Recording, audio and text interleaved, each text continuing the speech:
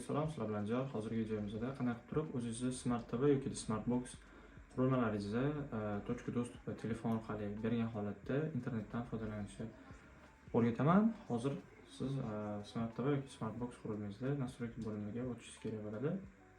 Ikki marta настройки seti mana chiqib turibdi. Mana Wi-Fi indikator turgan joyi. Sizda interfeys boshqacha bo'lishligi mumkin. Настройки seti bo'lishligi mumkin, o'sha tarmoq seti shu kabi narsalar bo'ladi. O'shanga kira olasiz va bu yerda interfeysimizda.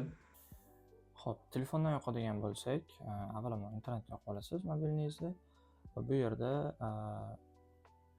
iPhone agar sizda bo'ladigan bo'lsa, telefon Bluetooth yoqasiz va точка доступani yoqasiz.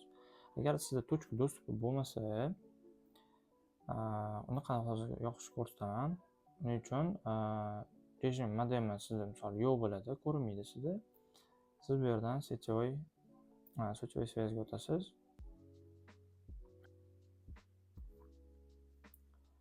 Xo'p, вызов сетевой сеть передачи данных. Mana сетевой данные degan joyga kirasiz va bu yerda APN ni internet qilib qo'yasiz va bu yerdagi pastdagi rejim modemini ham internet deb yozib qo'yasiz. Shundan keyin sizdagi точка доступа yo'qoladi. Hop, yo'qolgandan keyin xo'sh, yana bir narsa, rejim modemi sizda chiqadi, iPhone'da chiqqandan keyin bu yerga o'sha parolingizni kiritib qo'yishingiz kerak bo'ladi. Wi-Fi parolni kiritib qo'yasiz va bu yerda o'sha mana pastda yozilgan для подключения через Wi-Fi выберите diyor22 настройки Wi-Fi компьютера другого устройства, введите пароль и запрос. Hozir menda telefonim nomi diyor2239 bo'lganligi uchun shu Wi-Fi nomi chiqadi va parol teraman, shu orqali ishlaydi. Xo'sh, bizning tarmog'imiz chiqdi. Sizga ulash uchun hozir buni udalить qilaman. Endi esa boshqa tomonlanamiz. Xo'p, parol 8 ta 1 edi. 3678 parolingizni to'g'ri tersangiz ulanadi. Xo'p, ulangandan keyin уже YouTube bo'ladimi? Nima misol ko'rsangiz, o'shandan foydalansangiz уже bo'ladi. Xo'p, bu o'sha internetingiz yo'q paytida hech bo'lmaganda o'sha foydalanishga sizga yordam beradi. Keyin esa o'sha katta misol kino ko'raman degan bo'lsangiz, telefonda ko'rgandan ko'ra misol Smart TV yoki Smart Box'ingizda ko'rganingiz ma'qul.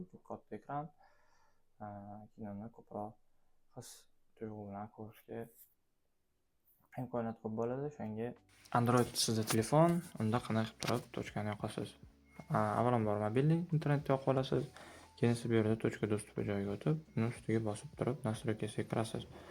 Kirganingizdan keyin настройки точка доступаga o'tasiz va bu yerda mana sizning tarmog'ingiz Note 13 Pro chiqadi va paroli 8 ta 1 ekan. Va bu yerda diapazonni tanlasangiz bo'ladi. Ya'ni 2 o'rtasida berasizmi skorosti yoki 5G dami.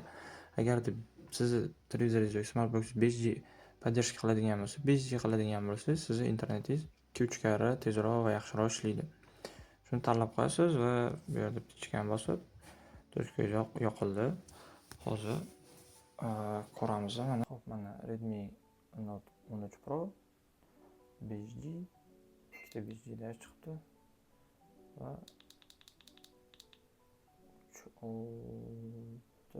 8 ta to'g'ri ishchi.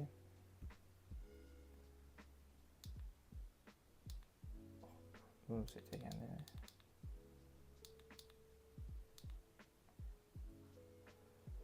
Xo'sh, mana ulab oldik.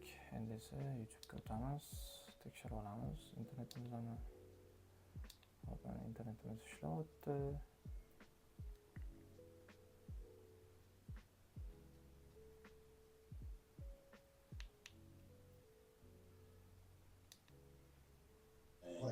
Oh, simple. Oh, nice.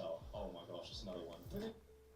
Shunaqa qilib turib, video agar foydali bo'lgan bo'lsa, albatta like va obuna tugmasini bosib qo'ying, kommentariyada o'z izohlaringizni yozib qoldiring.